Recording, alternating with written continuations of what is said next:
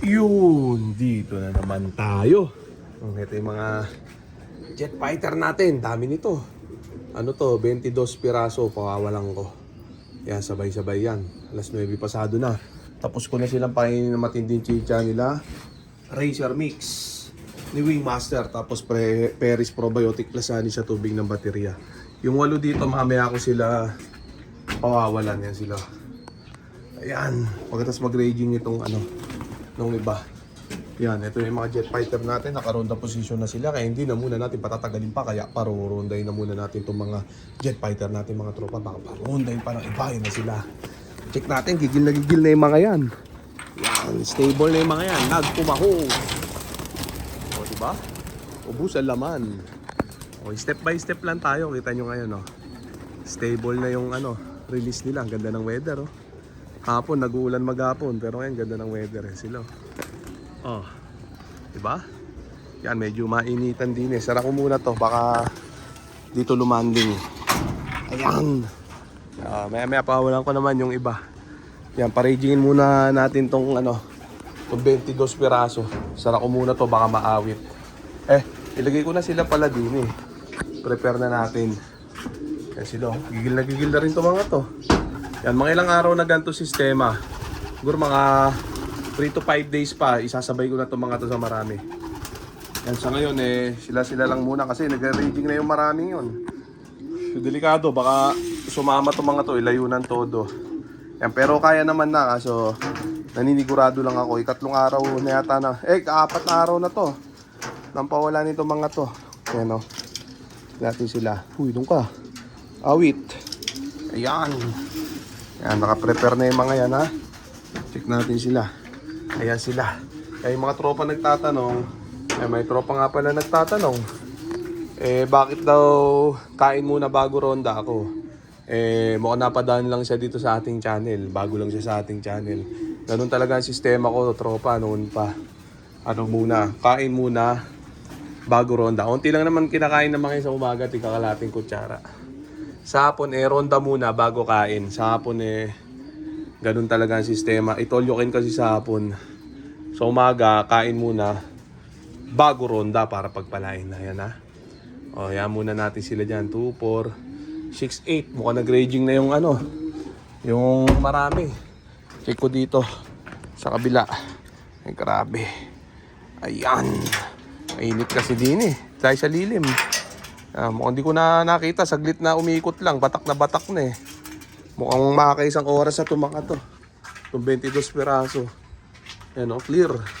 Wala Yan, wala sila Ayan.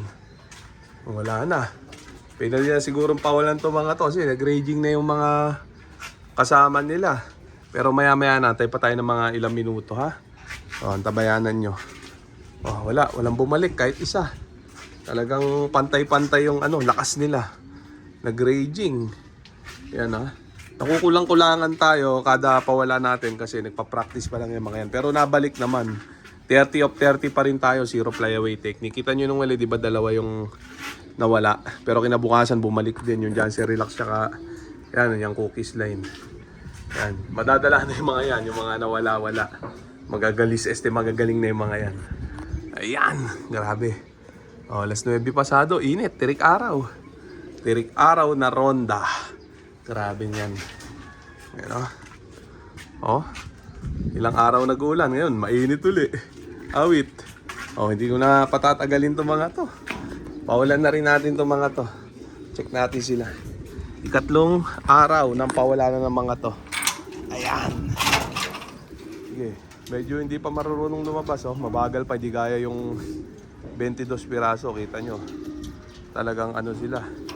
Pick na. Ayan magagaling na rin itong mga to. Mga ilang araw pa, perfect na nila yan.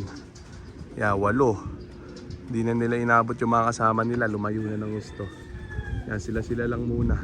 Nagre-raging na rin itong mga to Nagsasarili itong mga to Kaso, hindi ko sila sinasabay dun sa matitibay na.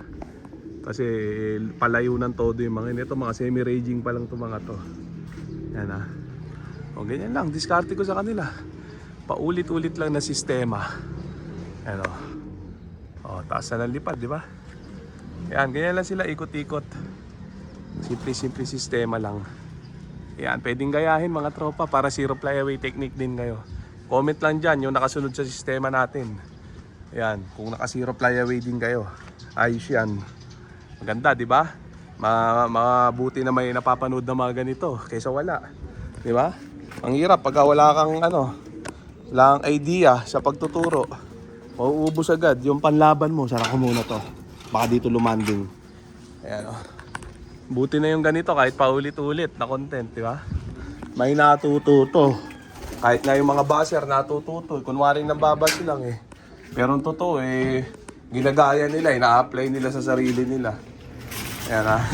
Kunwari lang nambabas yung mga yan, pero may natututunan sa akin yung mga yan. Kabisado ko na mga galawan ng mga yan. Yung mga buzzer. Babas ka kunwari kasi inggit, pero ang totoo, pinupulot nila yung mga napapanood nila dito. Ina-apply nila sa ibon nila. Ayan, plastic lang yung mga yan. Hindi nila matanggap na merong mas marunong sa kanila. Ayan ha. Check natin, malapit na tayo magpukol.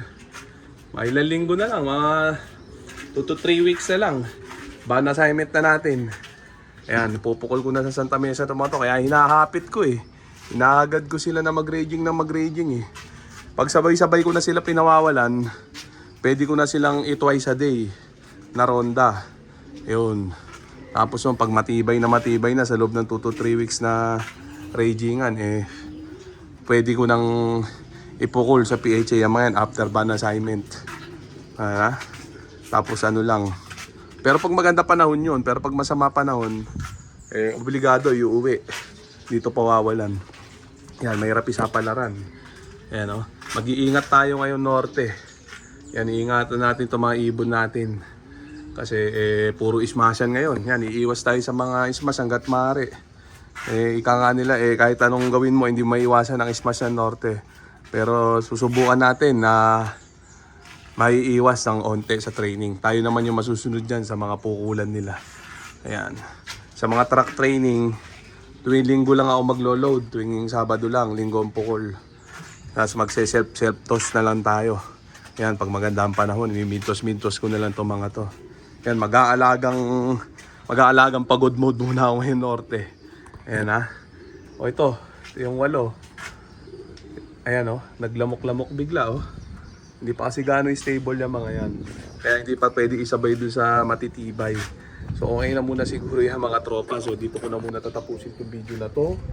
Shoutout sa may hinang nilalang. Okay na. Bye.